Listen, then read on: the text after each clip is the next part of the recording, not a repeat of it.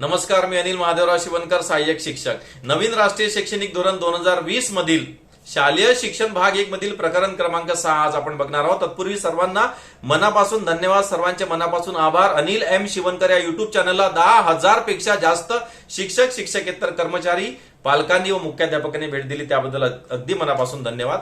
Anil M Shivankar या YouTube चॅनलला like करा, शेअर करा, सबस्क्राईब करा. प्रकरण क्रमांक 6 यथायोग्य शिक्षण, सर्वसमावेशक शिक्षण, सर्वांसाठी शिक्षण. खरं म्हणजे नवीन राष्ट्रीय शैक्षणिक धोरणातील अनेक उद्दिष्टांपैकी एक महत्वाचं उद्दिष्ट म्हणजे यथायोग्य, सर्वसमावेशक, सर्वांसाठी शिक्षण हे एक उद्दिष्ट असून याच उद्दिष्टावर प्रकरण क्रमांक 6 अवलंबून आहे. सामाजिक दृष्ट्या व आर्थिक दृष्ट्या वंचित गट हा शिक्षणाच्या प्रवाहापासून वंचित राहणार नाही. सामाजिक व आर्थिक दृष्ट्या वंचित गट म्हणजे स्पेशल इकॉनॉमिक डिसएडव्हान्टेज ग्रुप, या ग्रुपमधील सर्व लेकरांचा शाळेमध्ये प्रवेश झाला पाहिजे. ही लेकरं 1ली ते 12वी पर्यंत शाळेमध्ये टिकली पाहिजेत. म्हणून सामाजिक दृष्ट्या व आर्थिक दृष्ट्या जो वंचित गट आहे, या गटातील मुलांचा, या गटातील लेकरांचा 100% ग्रॉस एनरोलमेंट रेशो झालाच पाहिजे. ही विद्यार्थी, या गटातले विद्यार्थी शाळेमध्ये प्रवेशित झालेच पाहिजे. याचं कारण असं की गळतीच्या प्रमाणामध्ये जो सर्वात जास्त गळतीचं जे प्रमाण जर कुठल्या ग्रुपचं असेल तर तो आहे सामाजिक व आर्थिक दृष्ट्या जो वंचित गट आहे. या गटातील लेकरं, विशेषतः विद्यार्थिनीचं प्रमाण गळतीचं जास्त असल्यामुळे सामाजिक दृष्ट्या व आर्थिक दृष्ट्या जो वंचित गट आहे, या वंचित गटातील विद्यार्थ्यांना सायकली पुरवणे, वसतिगृह बांधून देणे, त्यांच्या पालकांना रोख रक्कम देणे, कशासाठी की तुमच्या लेकरांना शाळेत पाठवा म्हणून पालकांना रोख रक्कम देणे, लक्षित शिष्यवृत्त्या असतील, अशा अनेक योजना या नवीन राष्ट्रीय शैक्षणिक धोरणामध्ये सामाजिक व आर्थिक दृष्ट्या वंचित गटातील लेकरांसाठी केलेले आहे. सामाजिक न्याय व समता, खरं म्हणजे शिक्षण हे देशामध्ये सामाजिक न्याय व समता प्रस्थापित करण्याचं एकमेव साधन आहे. म्हणून शिक्षण सर्वांसाठी सर्वसमावेशक असलं पाहिजे, हे नवीन राष्ट्रीय शैक्षणिक धोरणामध्ये म्हटलेलं आहे. आता सामाजिक व आर्थिक दृष्ट्या वंचित जो गट आहे, त्या गटामध्ये महिलांचा समावेश आहे, ट्रान्सजेंडर व्यक्तींचा समावेश आहे, अनुसूचित जातीतील मुलं असतील, अनुसूचित जमातीतील मुलं असतील, अल्पसंख्याक समुदायातील मुलं असतील, ओबीसी प्रवर्गातीलही काही विद्यार्थ्यांचा सामाजिक व आर्थिक दृष्ट्या वंचित गटामध्ये समावेश होतो आहे. भौगोलिक परिस्थितीचा विचार जर आपण केला तर छोटी छोटी गाव असतील, छोट्या छोट्या वस्त्या असतील, आदिवासी दुर्गम भागातला तांड्यातले लेकरं असतील, वाड्या वस्त्यांमधले लेकरं असतील, या सर्वांचा समावेश सामाजिक व आर्थिक दृष्ट्या वंचित गटामध्ये करण्यात आलेला आहे.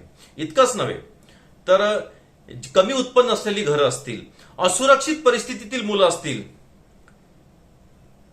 अशा सर्व, जसं तुम्ही बघत असाल चौकामध्ये भीक मागणारी मुलं असतील, गरीब मुलं असतील, अनाथ मुलं असतील, दिव्यांग मुलं असतील, काही अपंग मुलं असतील, या सर्वांचा समावेश सामाजिक व आर्थिक दृष्ट्या वंचित गटात करण्यात आलेला आहे, ज्याला स्पेशल इकॉनॉमिक डिसएडव्हान्टेज ग्रुप म्हणतो. मित्रांनो, एक युडाय 16-17 आकडेवारीवर आपण प्रकाश टाकूया. आपल्याला सांगायला मला थोडासा खेद होतो की अनुसूचित जातीतील विद्यार्थी प्राथमिक स्तरावर गळतीचं प्रमाण 19.6% आहे. त्याच अनुसूचित जातीच्या विद्यार्थ्यांचं माध्यमिक स्तरावरचं गळतीचं प्रमाण 17.3 आहे.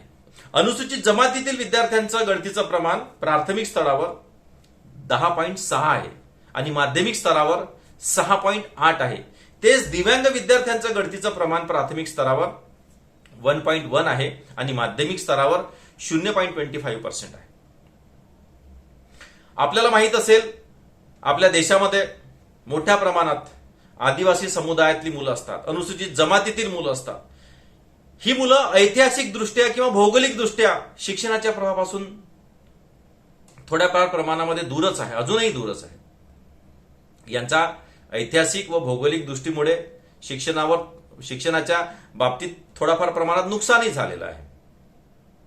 शैक्षणिक व सांस्कृतिक दृष्ट्या हे विद्यार्थी थोडे मागेच पडलेले आहे. म्हणून आदिवासी समुदायातील विद्यार्थी आता पुढे कधीही शिक्षणापासून मागे राहणार नाही, ते शिक्षणाच्या प्रवाहापासून दूर राहणार नाही. म्हणून या सर्व आदिवासी समुदायातील विद्यार्थ्यांना शिक्षणाच्या प्रवाहात कसं आणता येईल त्याच्यासाठी वेगवेगळ्या योजनांचं प्रावधान नवीन राष्ट्रीय शैक्षणिक धोरणामध्ये आहे. अल्पसंख्याक समुदाय असेल, अल्पसंख्याक समुदायाला अजूनही शिक्षणाच्या प्रवाहामध्ये 100% समाविष्ट झालेला नाहीये. म्हणून अल्पसंख्याक समुदायातीलही विद्यार्थ्यांना शिक्षणाच्या प्रवाहात आणणे, त्यांचा ग्रॉस एनरोलमेंट रेशो तयार करणे, त्यांना शाळेमध्ये प्रवेशित करणे, त्यांना शिक्षणासाठी प्रोत्साहन देणे याचंही प्रावधान नवीन राष्ट्रीय शैक्षणिक धोरणामध्ये. आपल्याला माहिती आहे गळतीची अनेक कारणे आहेत. दर्जेदार शाळा नाही आहेत बऱ्याच ठिकाणी. गरिबी एक सर्वात मोठं कारण आहे गळतीचं. सामाजिक चालीरीती आहे, भाषा आहे, काही परंपरा आहे. या सर्व गोष्टींवर मात करून या विद्यार्थ्यांना दर्जेदार शिक्षण कसं देता येईल, या विद्यार्थ्यांना गळतीपासून कसं थांबवता येईल, पहिल्या वर्गात प्रवेश घेतलेला विद्यार्थी 12वी पर्यंत कसा टिकेल, यासाठी नवीन नवीन योजना, नवीन नवीन क्लुप्त्या, नवीन नवीन ट्रिक्स या नवीन राष्ट्रीय शैक्षणिक धोरणामध्ये समाविष्ट केलेल्या आहेत. खास गरजा असलेले मुलं असतील,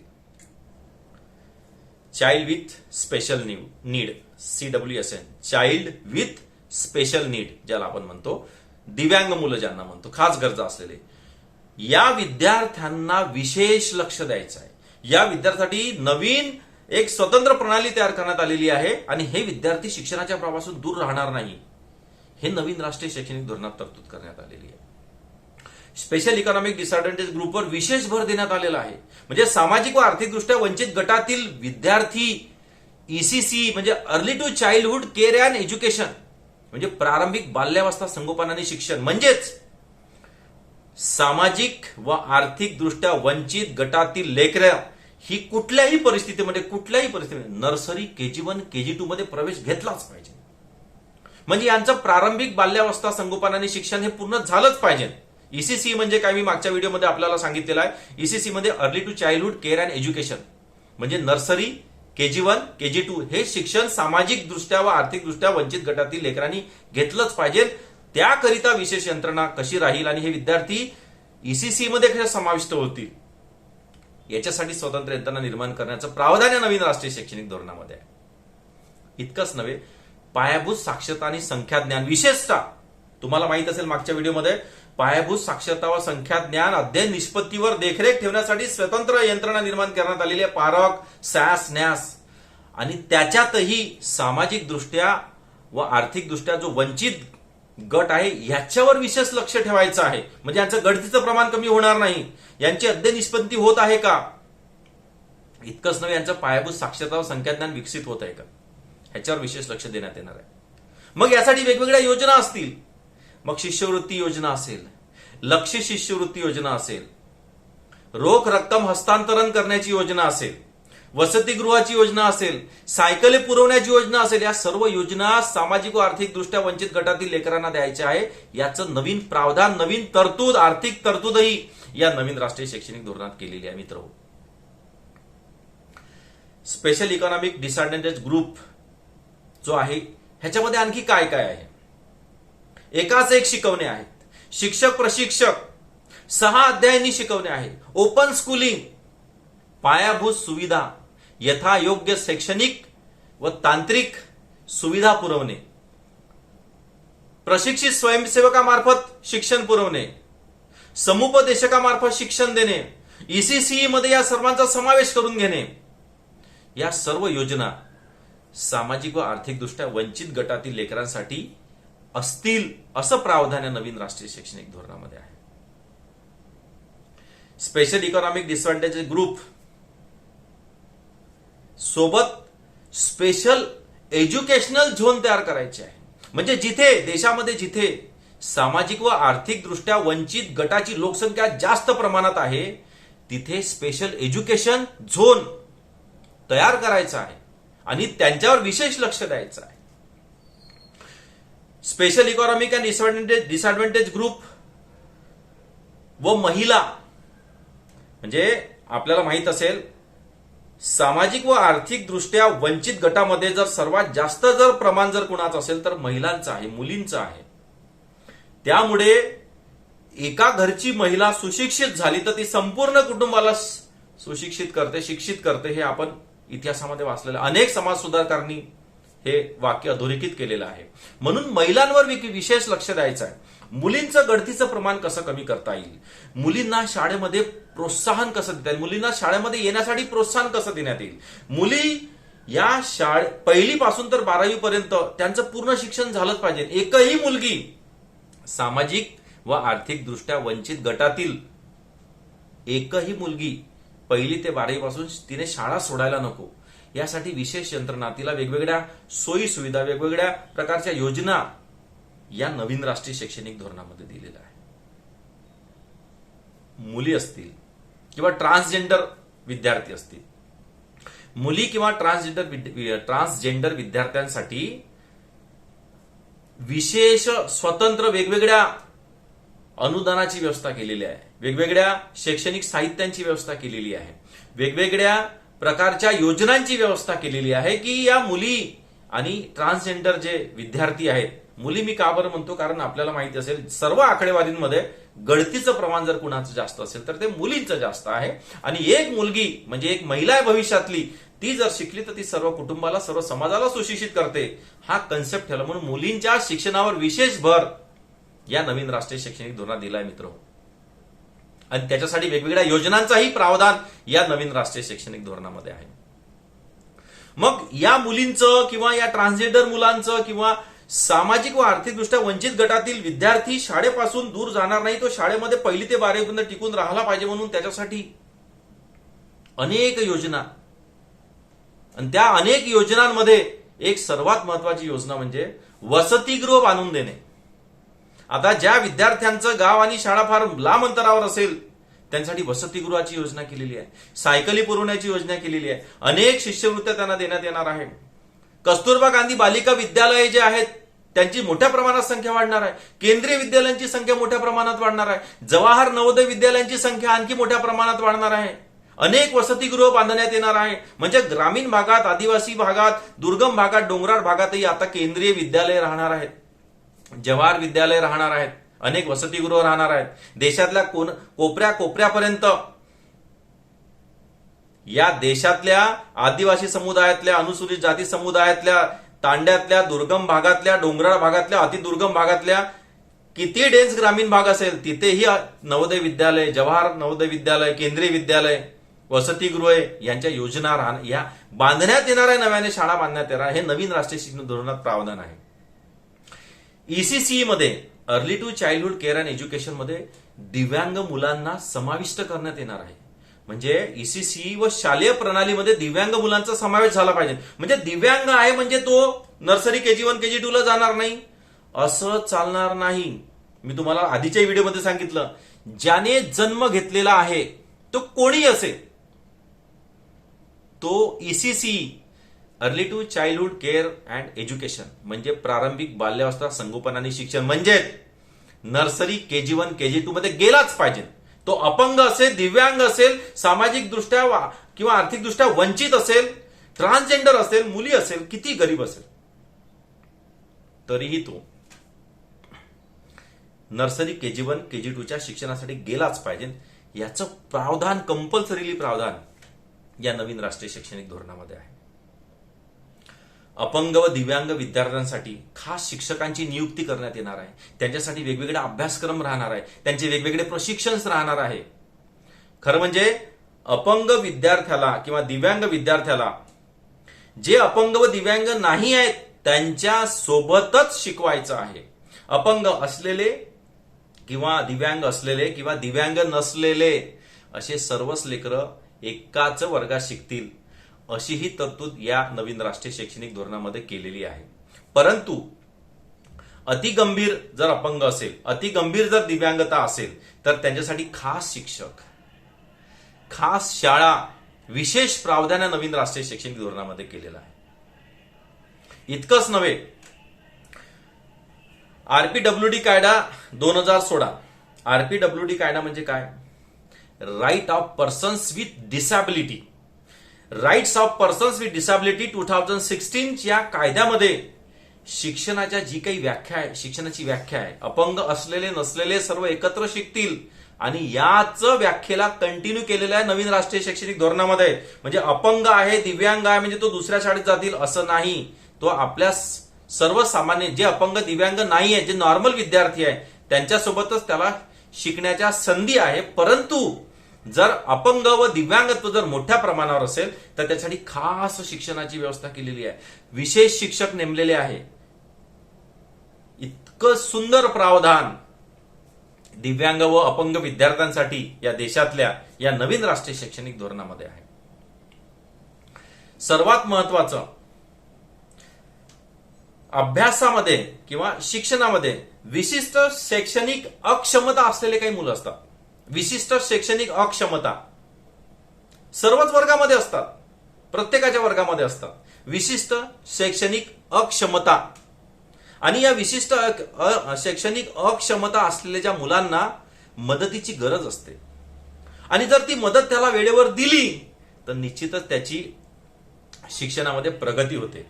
म्हणून शैक्षणिक अक्षमता असलेल्या मुलांकरिता, त्यांना नेहमी मदत करण्याकरिता, त्यांच्या कुठल्या अक्षमता आहे शिक्षणामध्ये त्या शोधून घेण्याकरिता शिक्षकांना वेगवेगळे प्रशिक्षण दिला जाणार आहे, की जेणेकरून त्याच्यामध्ये कुठल्या प्रकारची अक्षमता आहे हे फाइंड आउट करण्याचं काम शिक्षकाचं राहणार आहे, आणि त्याला त्या पद्धतीनं मदत शिक्षकाला करायची आहे. इतकं सुंदर नियोजन या नवीन राष्ट्रीय शैक्षणिक धोरणामध्ये आहे. म्हणजे एकही विद्यार्थी जर त्याच्यामध्ये अक्षमता असेल तर ती अक्षमता फाइंड आउट करणे, त्याला त्या पद्धतीनं मार्गदर्शन करणे, त्याला मदत करणे, आणि जेणेकरून त्याचं अध्ययन अध्यापन होईल आणि त्याची अध्ययन निष्पत्ती होईल.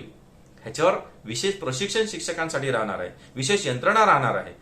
त्या पद्धतीनं वाचनालयाची संख्या मोठ्या प्रमाणात राहणार. वाचनालय समृद्ध करण्यात आलेलं आहे. नवीन राष्ट्रीय शैक्षणिक धोरणात एक गोष्ट फार महत्वाची आहे, वाचनालयांना खूप फोकस केलेला आहे.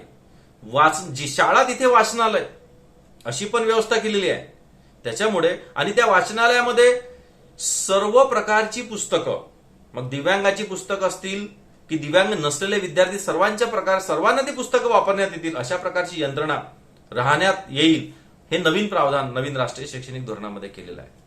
आता ज्या विद्यार्थ्यांमध्ये विशिष्ट शैक्षणिक अक्षमता आहे अशा विद्यार्थ्यांसाठी खास शिक्षकांची नियुक्ती करण्यात येणार आहे. मी तुम्हाला आधी सांगितलं, अशा शिक्षकांना वेगळ्या प्रकारचं बीएड, त्याच्यामध्ये वेगवेगळं प्रशिक्षण, इन सर्व्हिसमध्ये वेगळं प्रशिक्षण, म्हणजे विशिष्ट शैक्षणिक अक्षमता असलेल्या विद्यार्थ्यांनी खास शिक्षकाची नियुक्ती केल्या जाणार आहे. इतकंच नव्हे, आपल्याला माहित आहे नॅशनल टेस्टिंग एजन्सी, म्हणजे नीटची परीक्षा असेल, जेईईची परीक्षा असेल, या सर्व परीक्षा होतात किंवा अनेक विद्यापीठांमध्ये प्रवेश घेण्यासाठी ज्या प्रवेश परीक्षा होतात त्या एनटीए मार्फत घेतल्या जातात.